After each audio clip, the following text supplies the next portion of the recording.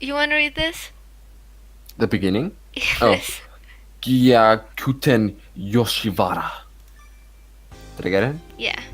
Think A so. large pleasure district exists in the middle of an island. Some women just want children. Others are looking for love. For one night only, they buy themselves a man who can never breed theirs. In this pleasure district, weathered in a mysterious and glamorous air, in this pleasure district where beautiful but fleeting dreams are woven. Wait, is the woman truly by? What is it the woman truly by? Dreams, illusions, or reality? On this island sorry, where men are never born, they yearn for the men of the pleasure district. What? There are no men born? Oh my god, there are only women? Mm. The male house courtesans Mm-hmm. of the pleasure district are far out of the reach of ordinary commoners. Commoners.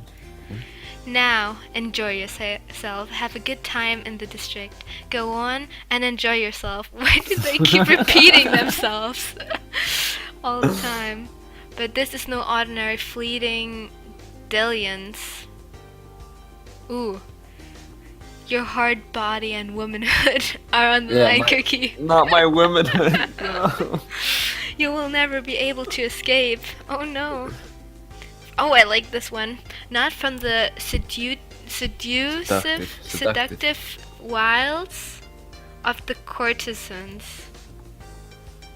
No, let's be more accurate. From the pure love of the courtesans. Oh shit.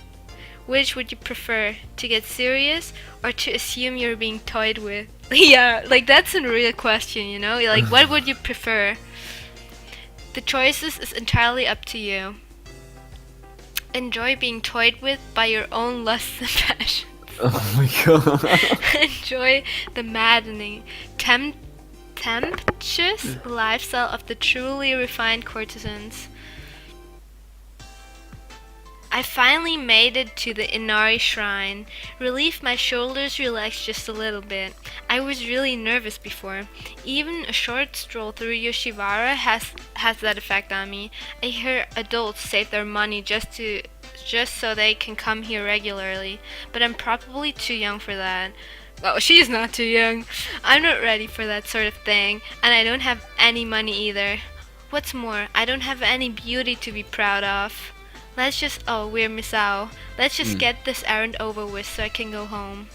Right after I muttered that to myself and began to walk faster, I noticed something. A man and a woman whispering in the shade of a tree catch my eye. Wow, he's so beautiful. I'm used to seeing slightly older men who are no longer courtesans in my village, but I almost never get the chance to see young men. Apparently, courtesans rarely are allowed to go outside. They're like K-pop stars. Without thinking, I stop and stand still. The sound of a pebble crunching under my feet rings out loud and clear. It's too late for me to pass by unnoticed. The couple under the tree turns around me with expressions of mixed surprise and fear. Oh! The woman hides her face immediately. The man shields her with his body and then turns to face me again. His eyes are filled with sorrow, and his face is marred by despair. Excuse me, miss. Would you mind pretending you never saw us? What a stupid question. In that moment, I understood the situation. He's a courtesan on the run. The two of them are planning to elope. This is really none of my business. From a gap in the man's kimono, I can see the woman's eyes peering at me in terror. We want to get married, so we're going to escape this island together and go back to the mainland. We just want to be happy together. I can feel the passion behind his appeal. There's no reason for me to stand in your way. Is this what it's like to be in love? Is this the passion of two people in love? I am a boat captain's daughter. There's a boat headed from the mainland at the harbor right now. Let's hurry back. What? Are you sure? You mean... Let's hurry. Thank you so much. The woman's quivering voice echoes in my heart. Will I ever fall in love like these two someday? I can't even imagine it. And that's how I end up helping two strangers elope. When we say goodbye, they give me a beautiful kimono and some money as thanks. They tell me they don't need it anymore because I love that they didn't have like like something in the back, so they just make it black because they will be getting married on the mainland. The money wouldn't have been enough to buy him out of the slavery anyway. Nevertheless, they give me what they had desperately saved up together. I'm not sure whether I should accept something so valuable or not. So this is how much they value being able to return to the mainland. Their smiles are full of so much happiness. After seeing them off, I hurried return to town. I still haven't finished the errand my mother sent me to run. However, while I was busy helping the runaways, the town changed around me. It's turned into the nighttime district. Oh. Oh.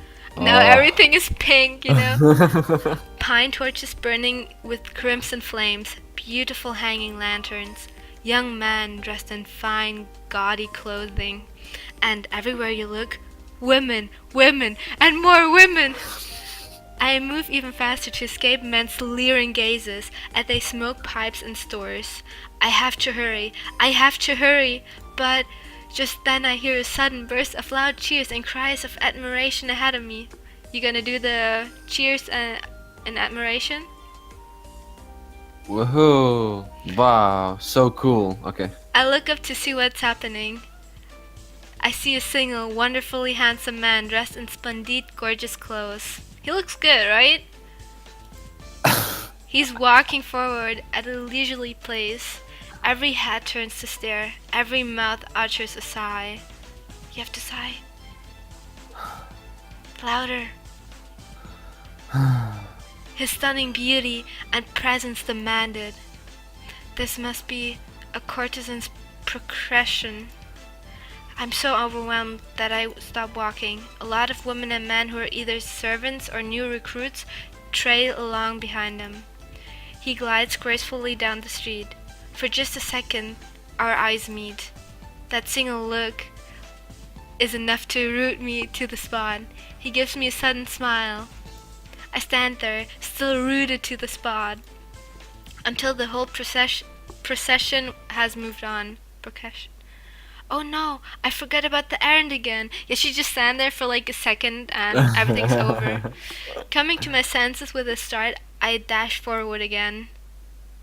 Passing through the Inari shrine, I finally arrive in front of Kikuya. I'm so sorry I'm late. I'm on an errand from the boat wholesale store. I step inside timidly. Despite my nervousness, I manage to call out. Just then, I hear footsteps stealthily approaching from inside. A man appears before me.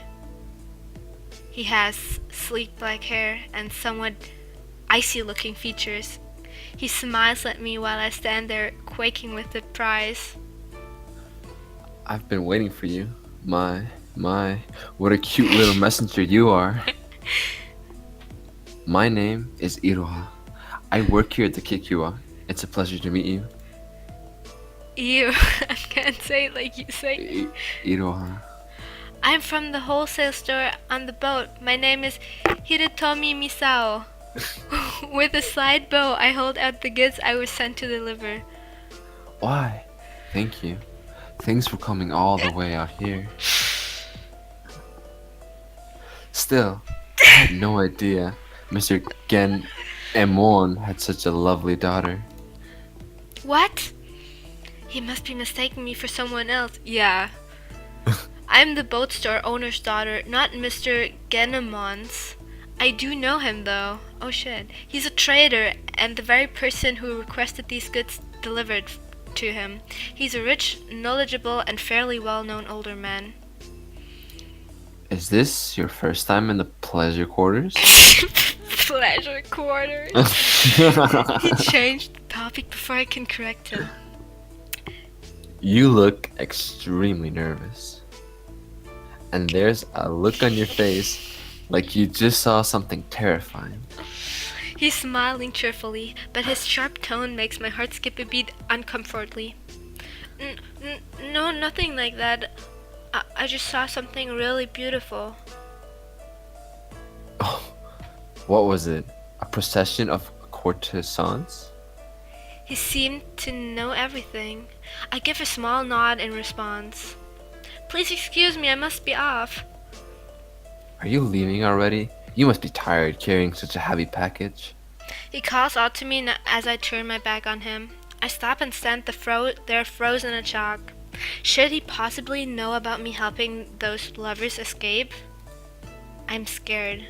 I tighten my grip on the gift they gave me. And what's more, it looks like a something really important. Slowly, fearfully, I turn to face him.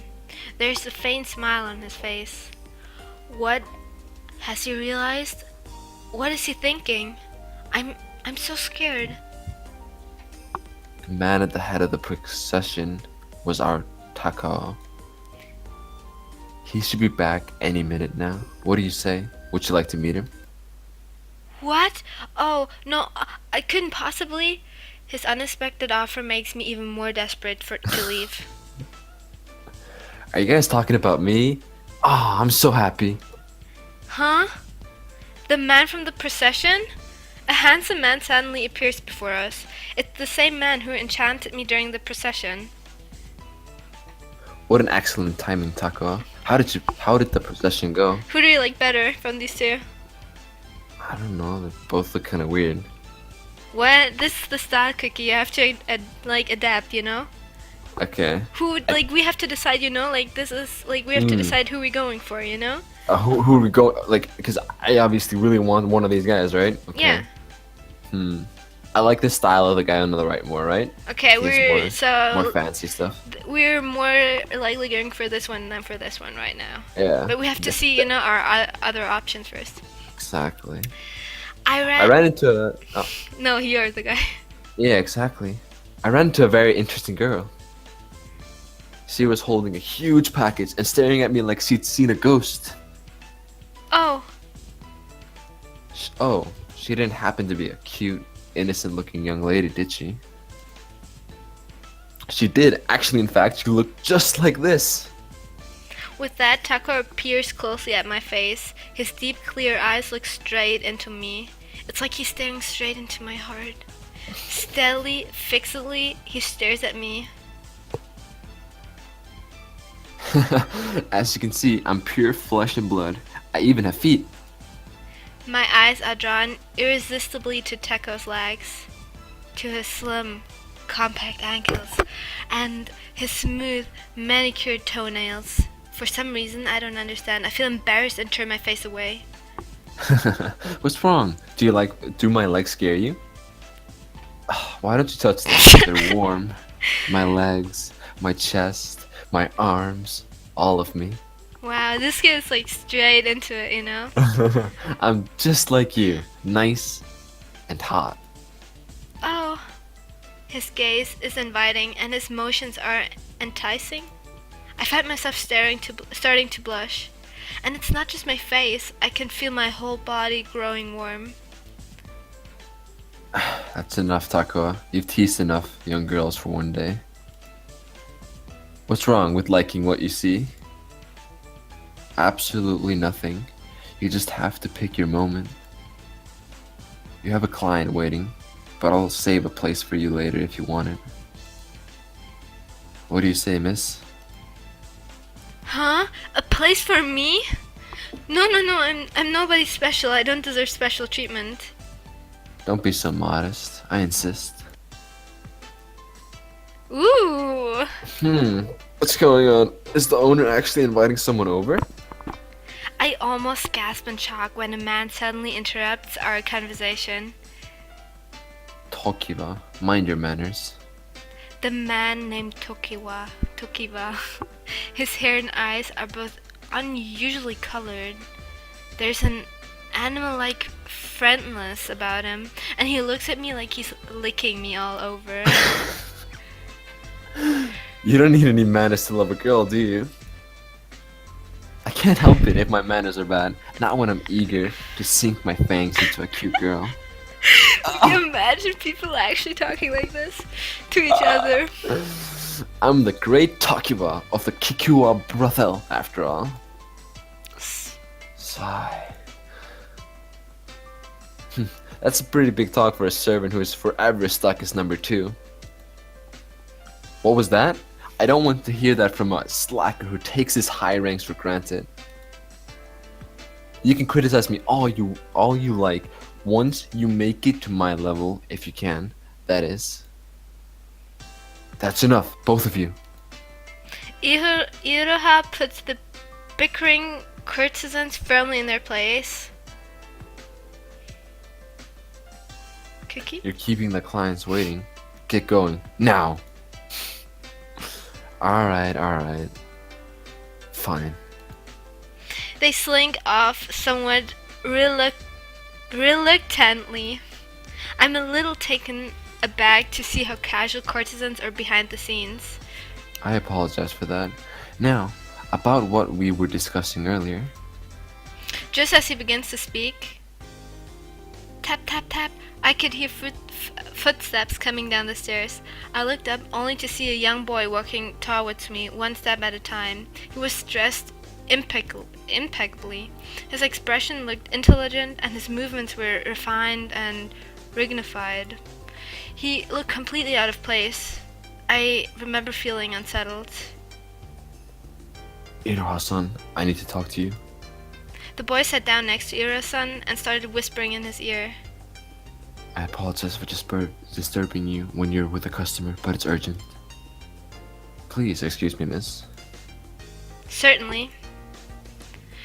Iro-san nodded to me, then turned to the boy and gave him his full attention. It's about Kagura-san. How rude! I'm a customer, you know? I know. It's not a big deal. Come on, calm down. Not a big deal. My money's just as good as anyone else's. What do you mean I can't buy Kagura?